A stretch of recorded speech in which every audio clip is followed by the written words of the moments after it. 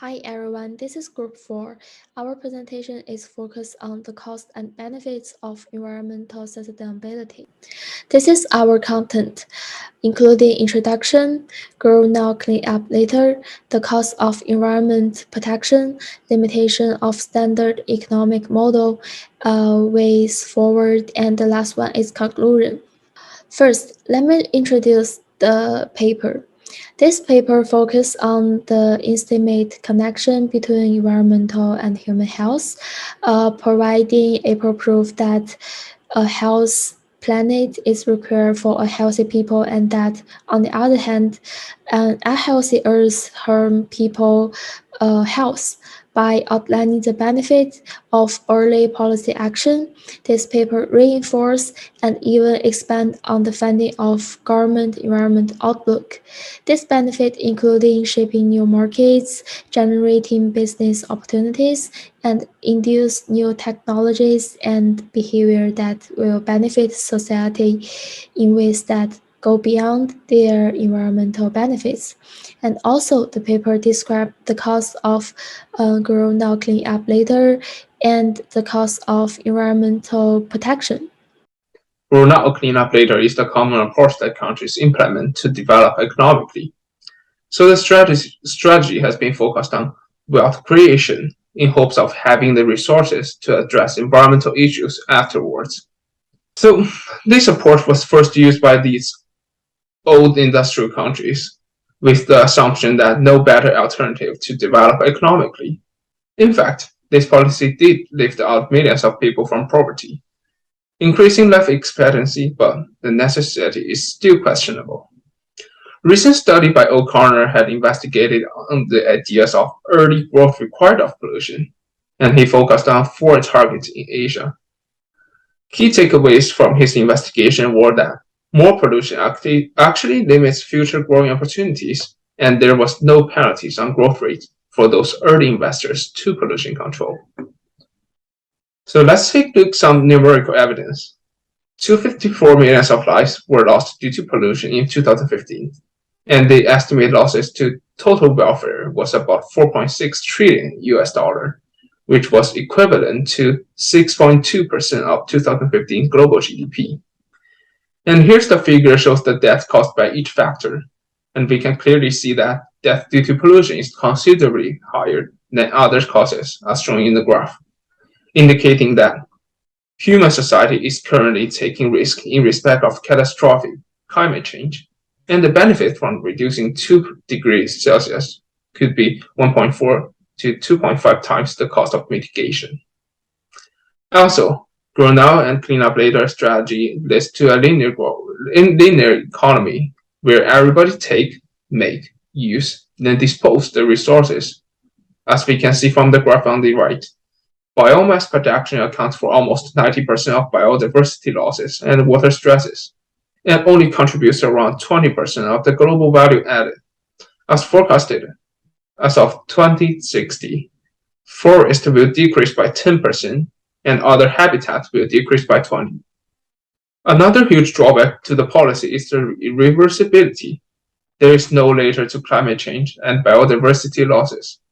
Just between 2010 to 2016, there were averaging 700 extreme events happening each year, costing 127 billion of US dollar annually. Also, for the foreseeable future, they will continue to decimate human communities with increasing intensity. Now let's start the cost of environmental protection. Innovation does not just happen by accident. It relies on three kinds of dependencies.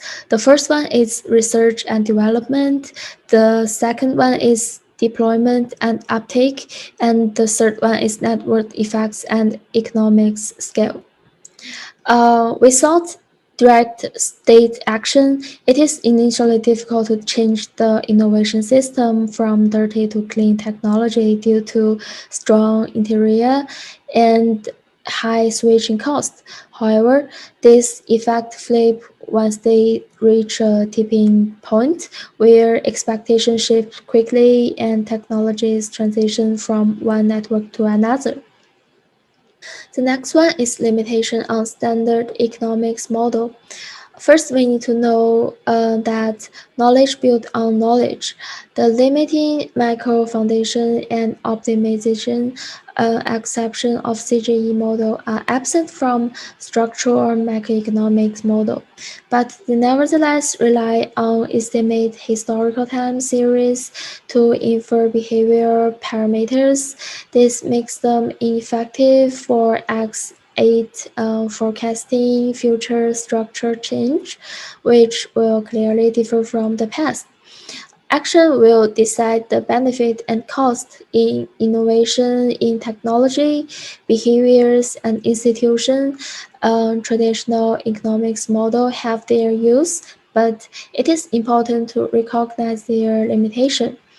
The model Death and Rest neoclassical model, which mentioned by Noel Hess. In this concept, a single consumer good is produced by using both labor and capital. Each of these factors combined productivity is governed by separate technology parameter, which is imposed and exogeneously increased through time. With forward, better policymaker to adjust the norm.